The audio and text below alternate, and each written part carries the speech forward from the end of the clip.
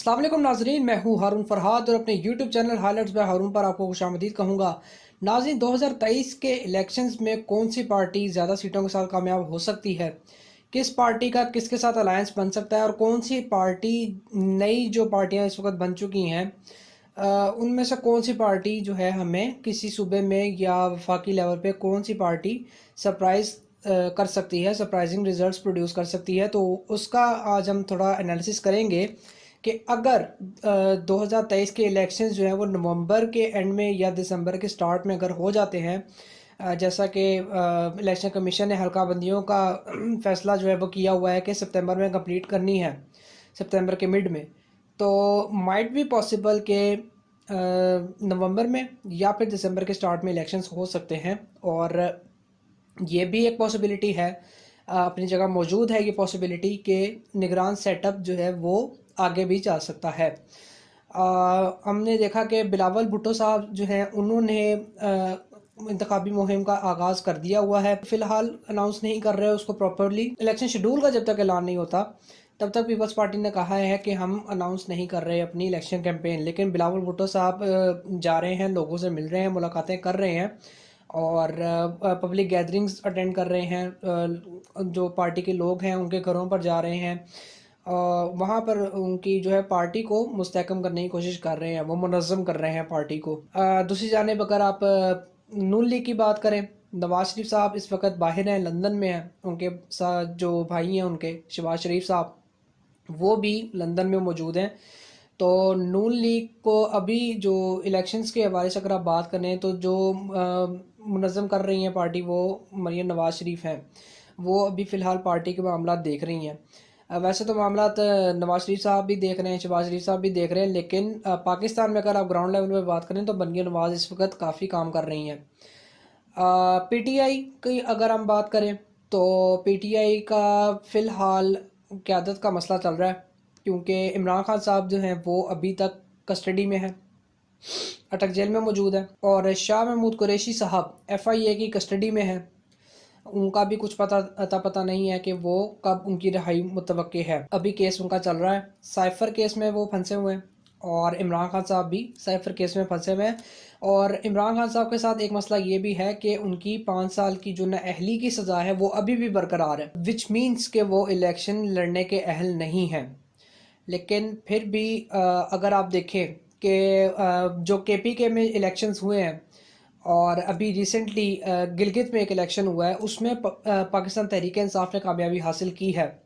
सो लग रहा है कि इमरान खान साहब अगर इलेक्शन नहीं लड़ते तो जो निचले लेवल पे जो एमएनएज उनके होंगे, एमपीएज होंगे, वो कुछ अच्छे रिजल्ट्स प्रोड्यूस कर सकते हैं, पीटीआई का चांस बन सकता है। क्योंकि जो लोकल बॉडीज़ के इलेक्शन हुए हैं, बलदियाती इंतखाबात हुए हैं, ज़िमनी इंतखाब गिलगित बल्तिस्तान का जो अभी रिसेंटली हुआ है उसमें भी पाकिस्तान तहरीक इंसाफ ने कामयाबी हासिल की है। और कैंडिडेट जो है वो जो अवाम है वो वोट करती है पार्टी के लीडर को देखकर। और अगर आप ये कहेंगे कैंडिडेट के ऊपर वोट मिल रहा है तो मैं इससे इत्तेफाक नहीं करता। वोट जो है वो सिर्फ इमरान खान साहब के नाम का मिल रहा है और ऑब्वियसली वो पॉपुलर लीडर हैं काफ़ी।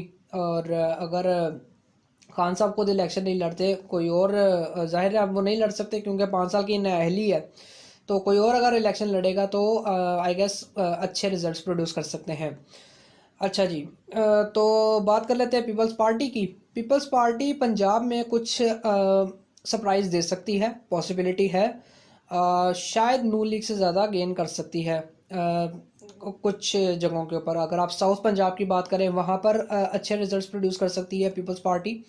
लाहौर में और इस तरह की जो जगह हैं, रावलपिंडी वगैरह, जो जो सेंट्रल पंजाब के जो शहर होते हैं, मेरा नहीं ख्याल कि पीपल्स पार्टी वहाँ पे कोई कामयाबी, इतनी कोई खातिर खा कामयाबी हासिल कर सकती है। नून लीग का वहाँ चांस ज़्यादा है और साउथ पंजाब में भी कहीं सीटें गेन कर सकती है। जो नई पार्टी बनी है इस्तेकाम पाकिस्तान पार्टी जहांगीर तरीन की, अब उनके पास जो लोग हैं वो सारे नॉन पीटीआई हैं। हमने नॉन पीटीए फोन्स का सुना था, अब हमें जो इलेक्टेबल्स हैं वो हमें, जो लोग हैं जो इलेक्शंस लड़ेंगे वो हम नॉन पीटीआई देखेंगे। तो नॉन पीटीआई बंदे सारे जो हैं वो इस्तेकाम पाकिस्तान पार्टी में मौजूद हैं।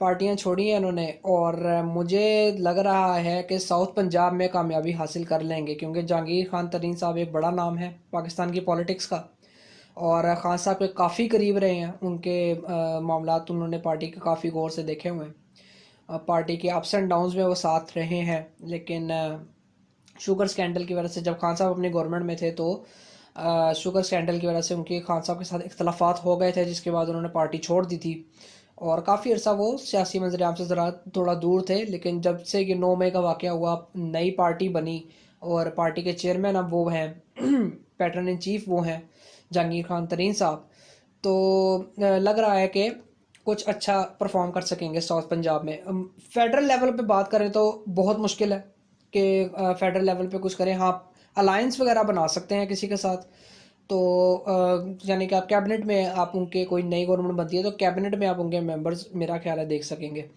बहरहाल ये जो नॉन पीटीआई मेंबर्स हैं इनकी पार्टी के अंदर, मुझे नहीं लगता ये किस मुंह से अपने हलकों में जाके इलेक्शन लड़ेंगे, क्योंकि ग्राउंड लेवल पे अगर आप बात करें तो शायद आप मेरी इस बात से इत्तेफाक ना करें, लेकिन मुझे ऐसा लगता है कि पाकिस्तान तहरीक इंसाफ ग्राउंड लेवल के ऊपर अभी तक काफ़ी बहुत स्ट्रॉन्ग है। और बेशक कैंडिडेट्स उस तरह उनके सामने नहीं आ रहे, कि अभी कुछ अनसर्टेनिटी है अभी भी कि पार्टी कहाँ पे स्टैंड करती है, लेकिन लग रहा है कि इलेक्शंस में कामयाबी हासिल कर सकते हैं। अच्छा, अब बात कर लेते हैं कुछ छोटी पार्टियों की, जिनमें स्ट्रॉन्ग कैंडिडेट मुझे लगती है जमात इस्लामी। जमात इस्लामी जो है वो सिराजुल हक साहब इसको लीड कर रहे हैं, उसके चेयरमैन हैं। तो इधर मुझे लग रहा है कि पंजाब के अंदर सीटें गेन कर सकते हैं, सिंध के अंदर जो है स्पेसिफिकली कराची और हैदराबाद, वहाँ पर ये सीट्स गेन कर सकते हैं काफ़ी।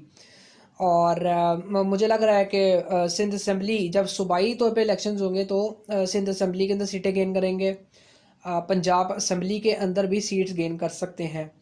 केपी के वाली साइड पे मुझे नहीं लगता इतना कोई सक्सेस मिलेगी, लेकिन माइट भी पॉसिबल कि जिस तरह हालात चेंज होते हैं, सिनेरियोज बनते हैं, तो शायद वहाँ पे भी वो कामयाबी हासिल कर सकेंगे। पीटीआई, जैसा कि मैंने आपको बताया शुरू में कि केपी के तो गढ़ है उनका, वहाँ से मुझे नहीं लगता कि पीटीआई को कोई सरप्राइजिंग रिजल्ट मिलेगा, कि surprising result in terms of कि अगर वो हारने की कोई सिचुएशन उनकी बनती है, मुझे नहीं लगता। अब ये बात जो मैंने की है इसकी कुछ रीज़न कुछ यूँ मैं जस्टिफाई कर सकता हूँ कि जिस तरह मैंने पहले बताया कि पीटीआई ने जो लोकल बॉडीज़ के इलेक्शन है वो भी केपीके में जीते हैं, गिलगित वाली साइड का भी इलेक्शन जीता है, तो माइट भी पॉसिबल के वहाँ पे हम एक और नई गवर्नमेंट देख सकते हैं पीटीआई की दोबारा। लेकिन अभी देखना पड़ेगा कि इलेक्शंस जब तक होने हैं तब तक पीटीआई की जो पार्टी इटसेल्फ उसकी क्या स्टैंडिंग है वो देखनी पड़ेगी, क्योंकि काफ़ी अनसर्टेनिटी है, मसाइल चल रहे हैं उनके, और मुझे लग रहा है कि शायद कहीं पे कुछ ब्रेक थ्रू मिल जाए पीटीआई को। जमीयत उलमा इस्लाम फजलुर रहमान साहब की जो पार्टी है, मुझे इसकी पंजाब के अंदर इतनी वर्थ नहीं लग रही। केपी के वाली साइड पे आप कह सकते हैं कि शायद यहाँ पे कुछ सीट्स ये गेन कर लें। सिंध में नहीं, कोई चांस नहीं है जमीयत उलमा इस्लाम का, लेकिन हाँ केपी के वाली साइड पे ये काफ़ी स्ट्रॉन्ग कंपटीशन दे सकती हैं। जीडीए, ग्रैंड डेमोक्रेटिक अलाइंस, ये पार्टी जो है बेसिकली बलूचिस्तान से ताल्लुक़ है, तो बलूचिस्तान में पार्टी ये काफ़ी कामयाबी हासिल कर सकती है, अच्छी सीटें गेन कर सकती है। एम क्यू एम जो है वो कराची में उसका कंपटीशन पड़ेगा, एम क्यू एम का पीटीआई के साथ, पीपल्स पार्टी के साथ, और जमात इस्लामी के साथ, सिराजुल हक साहब की जो पार्टी है। ये पार्टीज़ जो हैं इनका काफ़ी टफ इलेक्शन नज़र आ सकता है सिंध के अंदर। पाकिस्तान मुस्लिम लीग काफ चौधरी शुजात हुसैन साहब की, इनका पंजाब में स्कोप है, परफॉर्म कर सकते हैं अच्छा, और काफ़ी मफाहमत के साथ चलने वाली पार्टी है ये, और ज़्यादा इतने इख्तलाफात रखने वाली पार्टी नहीं है, तो मुझे लग रहा है कि ये कोई 3-4 सीटें तो पंजाब असम्बली में इजीली गेन कर सकते हैं। तहरीक लब्बैक पाकिस्तान की अगर हम बात करें तो टीएलपी, अब इनके जो लीडर हैं वो हैं साद हुसैन रिजवी साहब, तो अब इनका जो सारा पॉलिटिकल जो स्टैंडिंग है इनकी वो है जी इस्लामिक पॉइंट ऑफ व्यू से अगर आप देखें तो मज़हब कार्ड का काफ़ी इस्तेमाल है इस पार्टी के अंदर, और पाकिस्तान में कभी भी जो इस तरह के मामलात होते हैं ब्लेसफेमी के, और जड़ा वाला वाक़या भी आप देख लें तो उसमें भी कहीं ना कहीं ये एज्यूम किया जा रहा है कि टीएलपी की इन्वॉल्वमेंट हो सकती है, लेकिन अभी तक वो, आप इसको रूमर कह सकते हैं, कोई अभी बिल्कुल आप ये नहीं कह सकते कि हाँ इसी पार्टी के लोग थे जिन्होंने ये सारा मामला किया। बट रिलीजियस मामलात में काफ़ी रिलीजियस सेंटिमेंट्स की अगर आप बात करें तो वो काफ़ी हाई हैं इस पार्टी के अंदर। और मुझे लगता है कि जो मजहबी पॉलिटिक्स है ना वो इस पार्टी की काफ़ी स्ट्रॉन्ग है, टीएलपी की।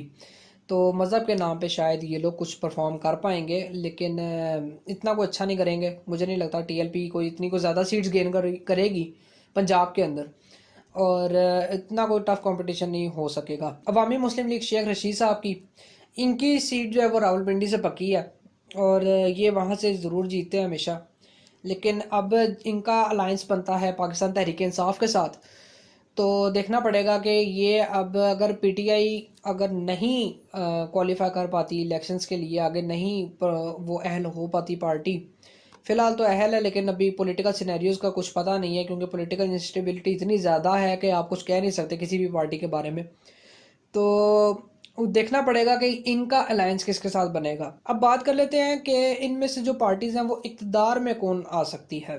देखें जी, पाकिस्तान तहरीक इंसाफ का जो है वो चांस ज़्यादा लगता है, लेकिन मसला ये है कि इमरान खान साहब की 5 साल की नाअहली का मसला है, इलेक्शन नहीं लड़ सकते वो। पार्टी के जो वाइस चेयरमैन है शाह महमूद कुरैशी साहब, वो भी एफआईए की कस्टडी में है, और परवेज़ इलाही साहब पार्टी के प्रेसिडेंट, वो भी जो है इस्लामाबाद पुलिस की तहवील में है अभी तक, तो उनका भी कुछ अता पता नहीं है। मुझे नहीं लग रहा कि अभी जो 2023 के इंतखाबात होंगे उसमें पाकिस्तान तहरीक इंसाफ को हम वफाक में देख रहे हैं, क्योंकि 9 मई के बाद से हालात बहुत ज़्यादा ख़राब हैं इनके। 9 मई की जो सिचुएशन हुई उसको ये पार्टी ज़रा बेहतर तरीके से हैंडल कर सकती थी, इमरान खान साहब हैंडल कर सकते थे सिचुएशन को, लेकिन मसला बन गया।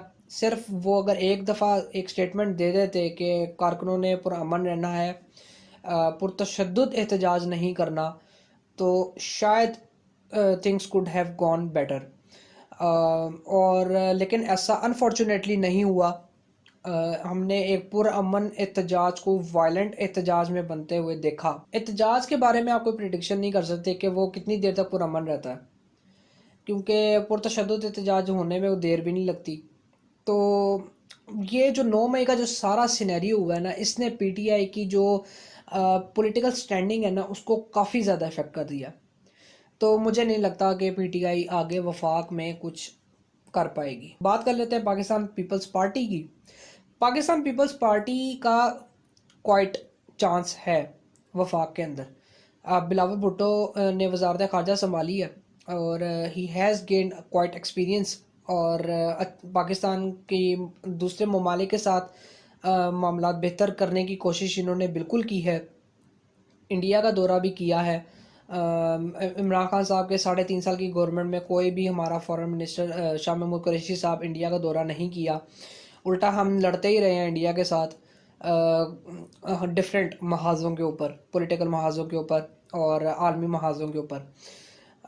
लेकिन लग रहा है कि पाकिस्तान पीपल्स पार्टी स्कोर कर सकती है अच्छा, और वफाक में गवर्नमेंट बना सकती है। मुझे ऐसा लग रहा है कि आगे जाके पीपल्स पार्टी और नून लीग का अलायंस बन सकता है, क्योंकि अगर हम पिछली कुछ महीनों का हम अगर जायज़ा लें तो जो दुबई में मुलाकातें हुई हैं इन दोनों पार्टीज़ के लीडर्स की, खुफिया मुलाकातें भी हुई हैं, मुलाकातें इनकी दुबई में हुई हैं, तो उसको अगर हम उस सिनेरियो को सारे को देखें तो उसमें ये इनका डिसीजन हुआ था कि सीट एडजस्टमेंट्स के थ्रू एक मतंजन टाइप की गवर्नमेंट जो हमने देखी है पीडीएम की, जो 16 महीने ये कारकर्दगी दिखा के गए हैं, तो मुझे लग रहा है कि 2023 के जो इंतखाबात होंगे तो ऐसा लग रहा है कि पाकिस्तान पीपल्स पार्टी और नून लीग एक दोबारा से अलायंस की शक्ल इख्तियार करेंगे, और इनके साथ जो छोटी पार्टियां हैं वो भी ज्वाइन कर लेंगी, जिस तरह के एमक्यूएम है, बीएनपी है, जीडीए के लोग आ सकते हैं इनके साथ। समहाउ टीएलपी भी अलायंस कर सकती है, लेकिन वो मुझे उनका कंफर्म नहीं है, शायद उनकी कुछ टर्म्स एंड कंडीशंस कुछ और हों। और पाकिस्तान तहरीक इंसाफ पार्लियामेंटेरियंस परवेज़ खटक साहब की जो पार्टी है वो भी अलायंस बना सकती है शायद। तो लग रहा है कि दोबारा से जब 2023 का इलेक्शन हो जाएगा तो पीपल्स पार्टी और पीएमएलएन की एक दोबारा से एक मखलूत हुकूमत देखने को आ सकती है। आपको ये पॉलिटिकल एनालिसिस कैसा लगा हमारा, हमें कमेंट सेक्शन में ज़रूर बताइएगा। और आप पाकिस्तान की जो पॉलिटिकल इंस्टेबिलिटी है, जो पॉलिटिकल सिनेरियो है पूरा, उसके हवाले से क्या राय रखते हैं, इसका हमें कमेंट सेक्शन में आपने ज़रूर बताना है। आपने अगर चैनल पे आप नए हैं और आपने चैनल को सब्सक्राइब नहीं किया हुआ तो हमारे चैनल को प्लीज़ सब्सक्राइब कर दें और बेल आइकन को प्रेस कर दें ताकि हमारी लेटेस्ट वीडियोस जो अपलोड होंगी वो आप तक मौसूल हो सकें। और हमारी इस वीडियो को शेयर भी कर दें ताकि ज़्यादा से ज़्यादा लोगों तक ये पहुंच सके। अगली वीडियो में आपसे दोबारा मुलाकात करेंगे, तब तक के लिए मुझे दीजिए इजाज़त। अल्लाह हाफिज़।